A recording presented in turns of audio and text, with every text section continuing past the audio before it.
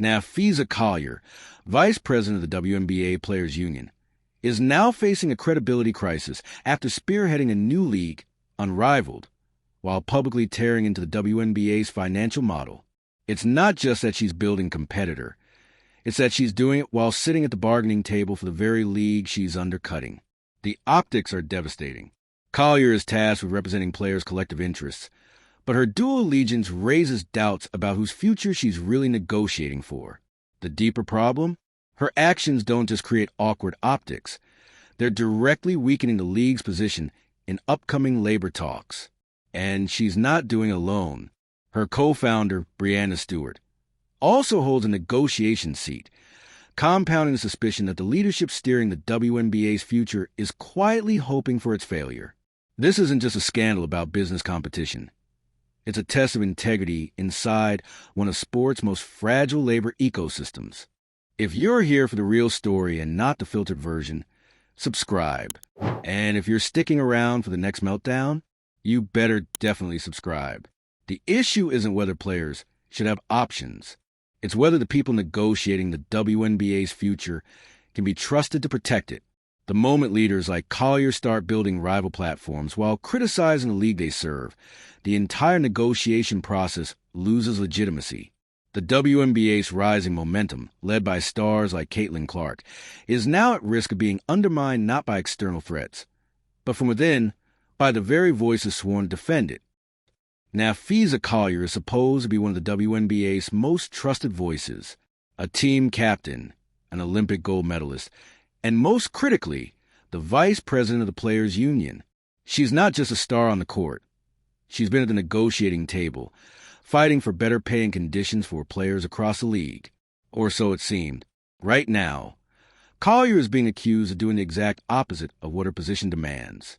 While representing players in high-stakes negotiations with the league, she's also co-founding and promoting a competing startup league called Unrivaled. That's not just a side hustle. It's a full-blown conflict. Unrivaled is being pitched as an alternative to the WNBA, with shorter seasons, more control for players, and a heavy focus on private investors. But behind the glossy branding and empowerment language, the business itself is burning through money.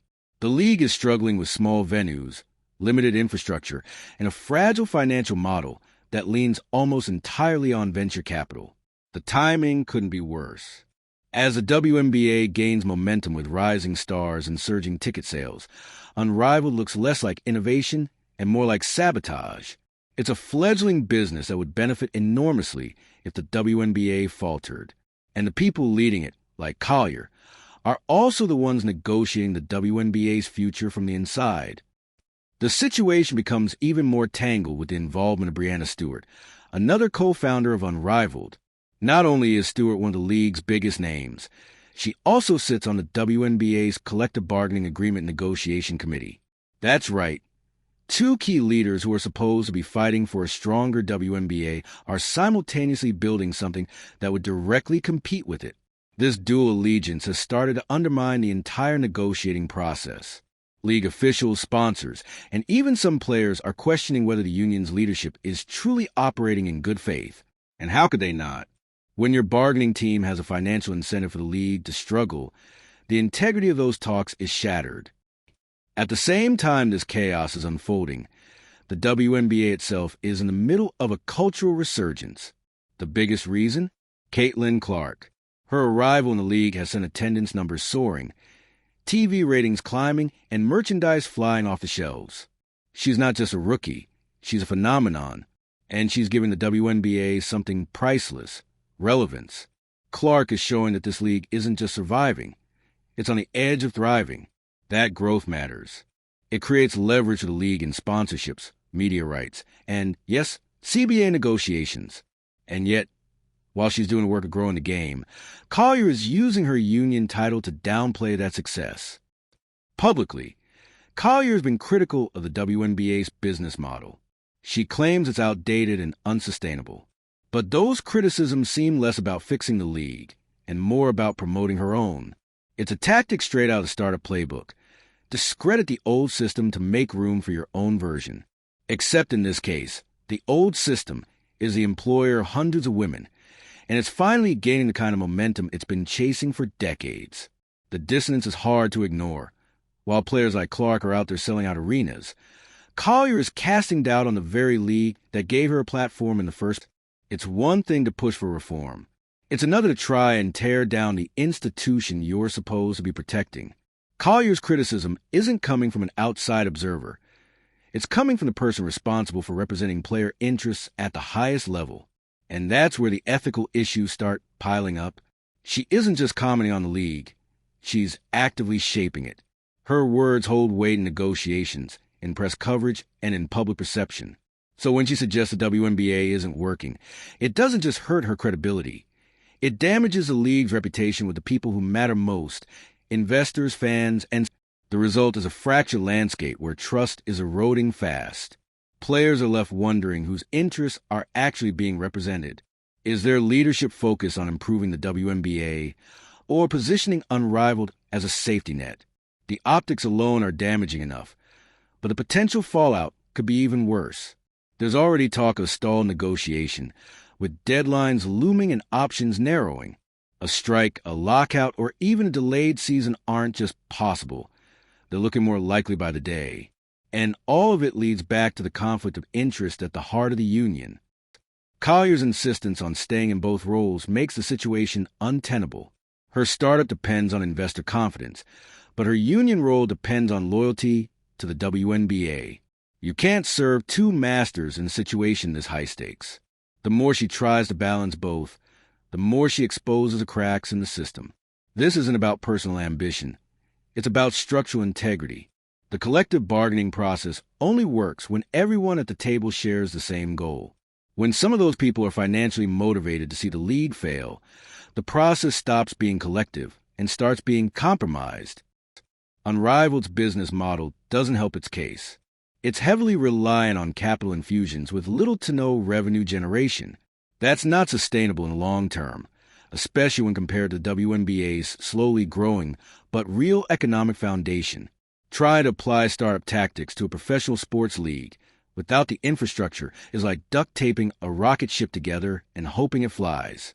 And yet, Collier continues to present Unrivaled as the future of women's basketball.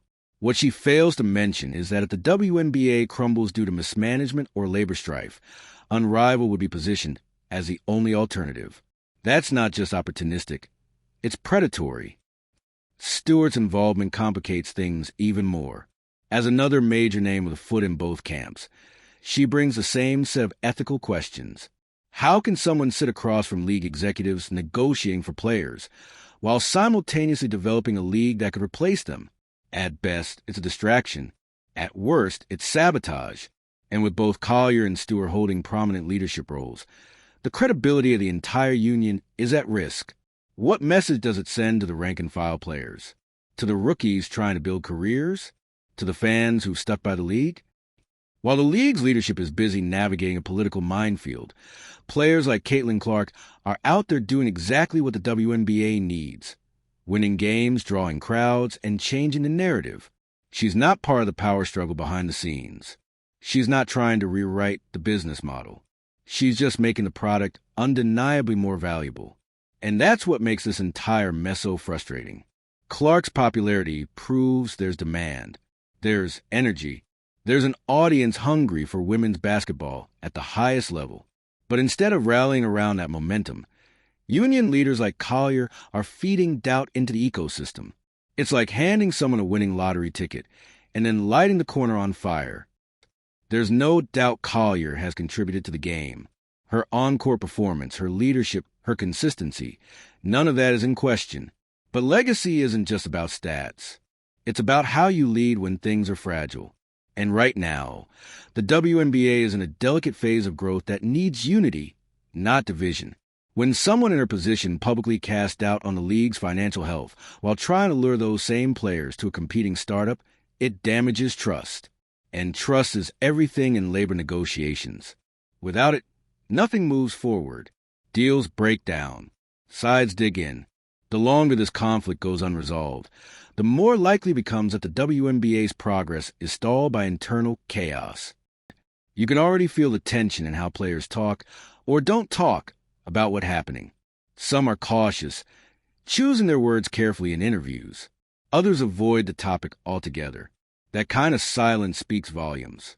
People are afraid to take sides, afraid of the politics, or just afraid that saying the wrong thing could land them on the wrong end of a power shift. The silence is telling because it shows how deep this divide goes. When union leadership is under scrutiny for potentially undermining the very institution they represent, the players are left without clear direction.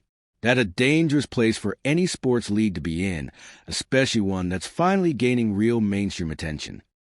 Even outside the player sphere, the mixed messaging is becoming a problem. Investors who are finally warming up to the WNBA's slow but steady model now have to contend with public infighting. Sponsors are watching the headlines, and executives are wondering whether they're negotiating with partners or competitors. Unrivaled isn't operating in a vacuum. It benefits from instability in the WNBA. Every stall negotiation, every public criticism, every whisper of disunity boosts its case to potential backers. And that's where this becomes not just a bad look, but a real threat to the league's momentum. Stewart, for her part, hasn't done much to quell the tension. Her public statements are carefully worded, but noticeably avoid confronting the core issue. It's hard to ignore that both she and Collier continue to act as if their two roles don't conflict, when the entire situation is built on conflict. Transparency would go a long way. If they acknowledge the complexity, if they step back from the roles, or even pause their unrivaled activity during negotiations, the backlash might soften. But instead, they've doubled down, continuing to promote Unrivaled, while sitting across the table from WNBA leadership with a straight. Meanwhile, Clark has been asked more than once about the league's future and its challenges. Her responses have been focused, positive, and unifying. That's not just media training. That's emotional intelligence. She understands that the league needs public trust.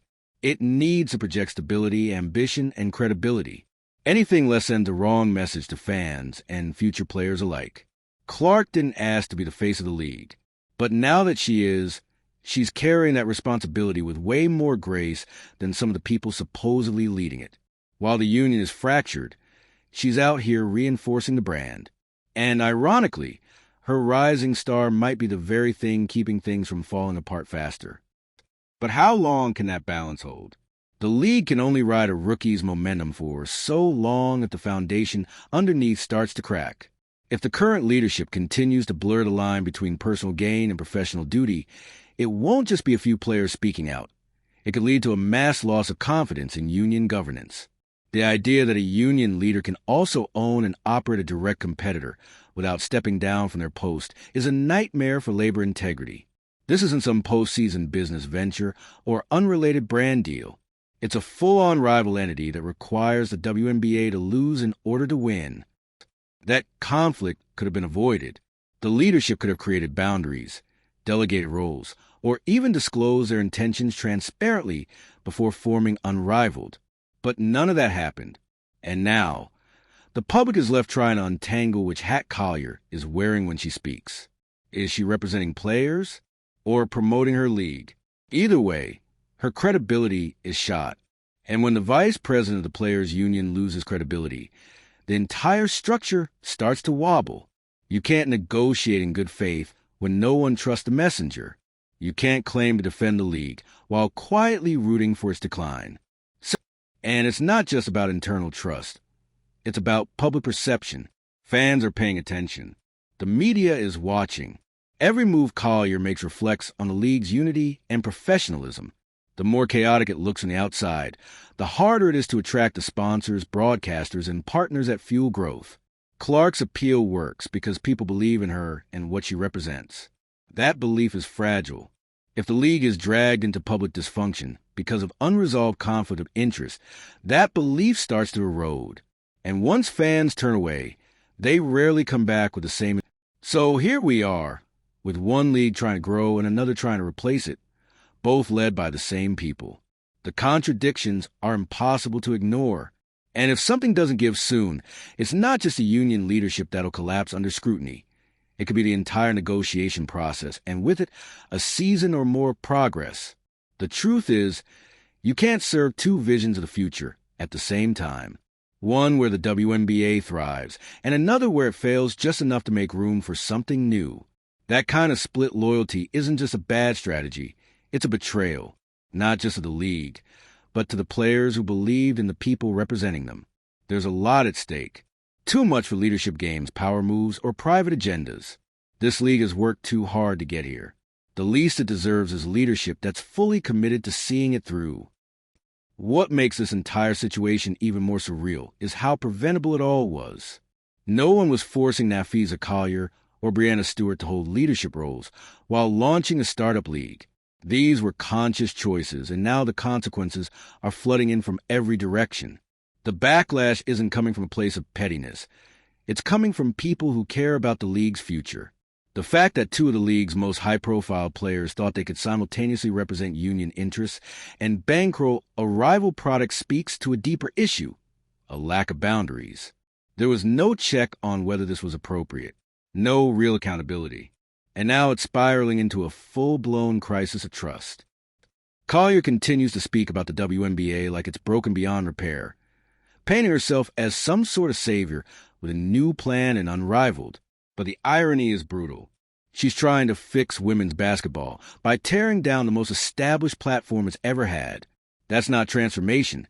It's demolition dressed up as progress. She's not wrong to call for evolution. But leading that evolution means working from within and prioritizing the players she was elected to serve, not building a parallel business that directly profits if the league collapses. That's not bold. It's self-serving. And it's forcing everyone else to clean up the damage. Meanwhile, Caitlin Clark has become the embodiment of what the WNBA can be when things are done right. She's not running side projects. She's not planting landmines in the media. She's just showing up, performing, and proving to the world that women's basketball is worth watching. That's how you lead. That's how you build. Her success is living proof that the WNBA is capable of achieving real commercial viability. She's helping sell out arenas, driving massive viewership, and inspiring a new generation of fans. And that's not coming from an alternate league. It's happening within the WNBA, the same league that Collier is dismissing as flawed and failing. So, who's really growing the game? The one setting fire to the foundation, or the one strengthening it with every single game, interview, and fan interaction? It's becoming clearer by the day that Unrivaled isn't lifting the WNBA. It's competing with it. And if that wasn't the intention, then why do its founders keep acting like it is? The idea that two top players could quietly engineer an exit ramp for the league they're supposed to be building isn't just ethically murky, it's strategically reckless. If this is what player empowerment looks like, it's missing one crucial element: accountability. Unrivaled was announced with all the typical fanfare. Photo shoot slogans, buzzwords like player first and revolutionary. But strip all of that away, and you're left with a league that hasn't proven anything yet, except its ability to burn money and stir controversy. It's not just struggling, it's losing millions. And rather than acknowledging that risk, its founders are banking on instability in the WNBA to make their project look like the safer bet. That's not competition. In good faith.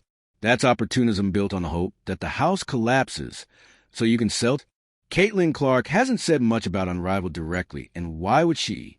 She's in the middle of proving that the WNBA doesn't need to be replaced. It needs to be supported, expanded, funded. Her rise is a direct counterargument to the pessimism coming from union leadership. And you don't have to say someone's name out loud to make it clear who you disagree with. Every post-game interview, every packed stadium, every piece of merch with her name on it is a vote of confidence in the existing league. Clark is showing, without saying it, that the WNBA's future is already here. It just needs room to grow. What it doesn't need is union leaders rooting for its failure from the inside. Collier has yet to step down from her union role, and as long as she stays, the situation gets messier. The longer she speaks on behalf of players while simultaneously profiting from a competitor's success, the harder it is to take anything she says at face value. You can't represent the league's talent pool while digging the escape tunnel at the same time. The union isn't supposed to be a side hustle. It's not a brand. It's a lifeline for players across the league who rely on it for advocacy, negotiation, and protection. Turning it into a platform for personal ventures erodes its power. And once that trust is gone, it's almost impossible to get back. Players deserve better. They deserve leaders who don't make them choose between loyalty to their careers and loyalty to someone else's startup. They deserve transparency and decisions made in their interest, not a business plan disguised as activism. Because that's what this has started to look like. A PR campaign for Unrivaled dressed up as labor reform. And if the league enters a strike, if players miss games, if fans tune out, it won't be because the WNBA couldn't evolve. It'll be because the people tasked with guiding it couldn't resist the urge to profit off its instability. That's not progress. That's sabotage.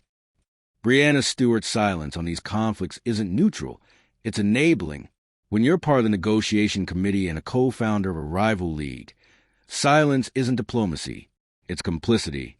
The power she holds comes with the responsibility to acknowledge the conflict or step away. Right now, Stewart's actions are echoing Collier's, holding on to every title, every role, every angle of influence, without addressing the obvious ethical dilemma. That kind of leadership turns a labor movement into a marketing scheme. It doesn't uplift the players. It uses them as leverage. Segment UL Photos. Unrivaled may still launch. It may even survive the early burn rate and find its footing. But that doesn't change the reality. It was built on divided loyalty. And even if it manages to coexist with the WNBA someday, the damage of its rollout will leave a scar on the trust between players, leadership, and fans. Because this wasn't just a power move, it was a gamble with the league's future. And instead of clear boundaries, open communication, or shared goals, we got secrecy, side projects, and blurred lines. You can't fix what you're also trying to replace. The WNBA has problems. No one's denying that. But the answer isn't to root for its failure while pretending to protect it.